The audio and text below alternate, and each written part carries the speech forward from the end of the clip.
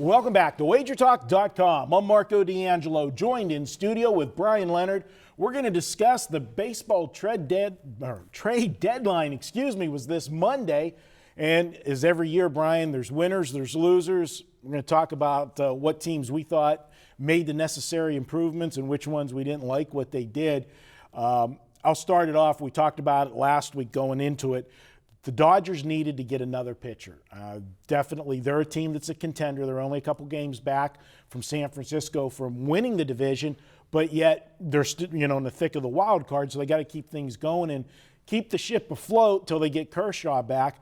They went out and got a pitcher that I like if he can stay healthy, and that's the big if. They got Rich Hill. What do you think of the Dodgers at the trade deadline? Yeah, they did a good job, and Rich Hill went healthy, and we found that last year in Boston when he had the reclamation project in Boston, and then this year when he pitches, he does well. Problem is they've already got Kershaw out, and now Hill isn't able to pitch at this point.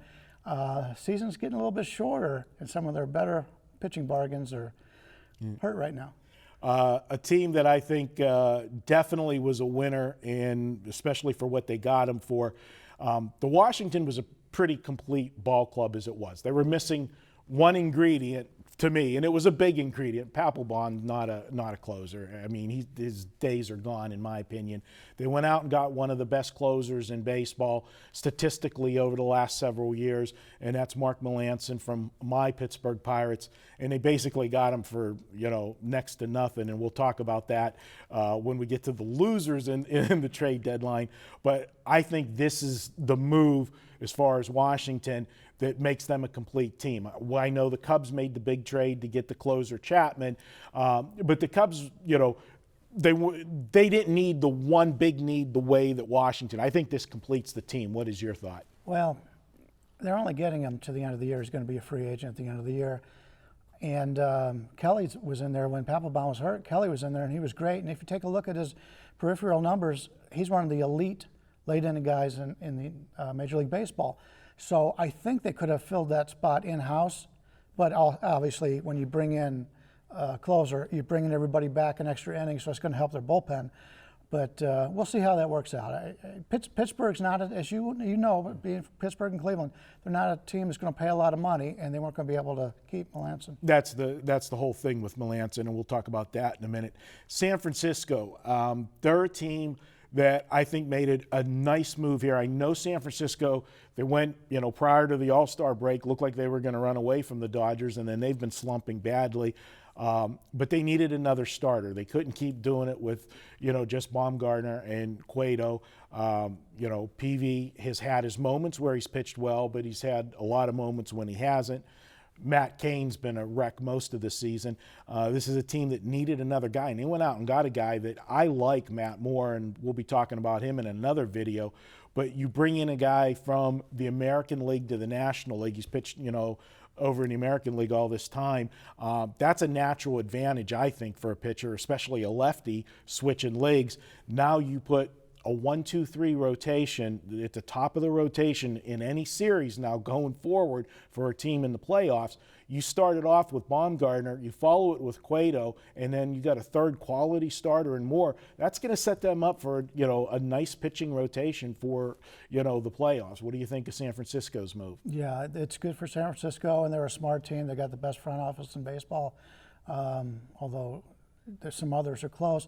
But yeah, they've already put Peavy in the bullpen, and Cain is your other starting pitcher. Those are two really weak spots in their starters.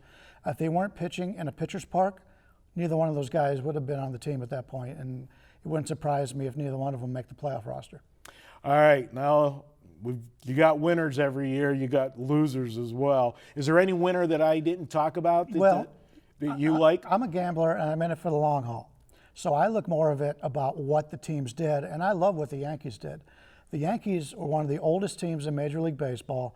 They're not one of those teams that goes out and signs free agents anymore. They're more of a conservative team, and they got rid of players on the downside of their career and brought in some nice young players. They're not going to be there this year, but you go back and you look at the Yankees farm system, it hasn't been good because they go out and pay for everything.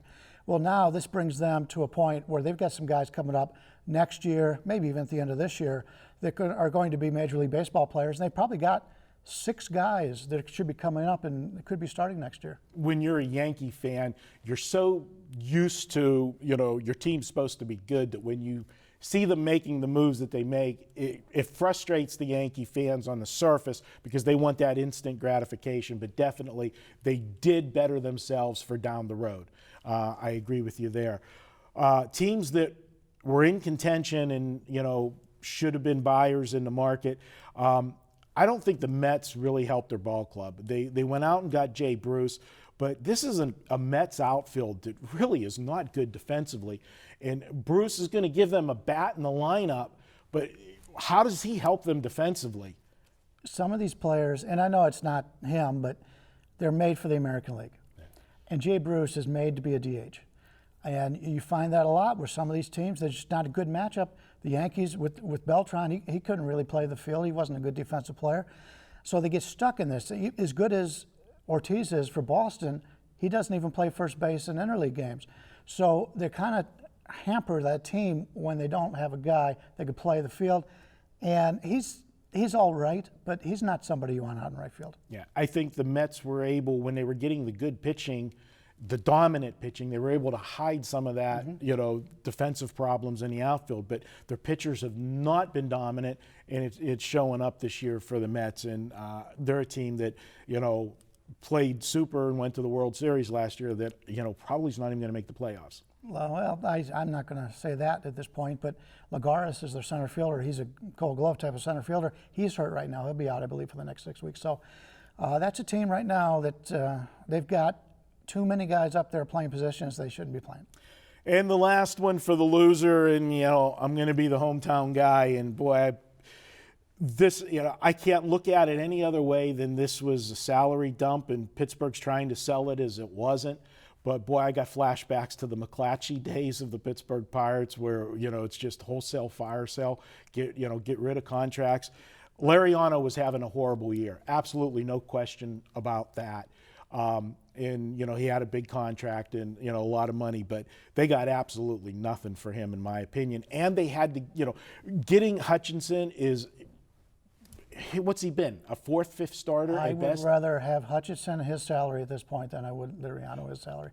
Yeah, okay. If we stop there, I agree with you. I'll take that. But the Pirates sent Lariano and prospects to get rid of the contract. That part, there were 2 top 10 prospects with Harold Ramirez and Reese McGuire. Now, I will tell you, both of those guys underachieved this year in the minors. So maybe the Pirates know a little more than we do, but these were 2 guys that were top 10 prospects in the organization. Well, how about San Diego trading away Matt Kemp for a guy, and they bring in the guy and they DFA him?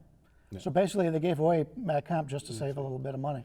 Yeah, San Diego, again, another small market, We talked when they brought all those big contracts in, was it last year, 2 years ago, that they were making a mistake. But, and the Pirates, the Melanson, there was no way they were going to sell Melanson or sign Melanson at the end of the season. He's going to command too much money on the market.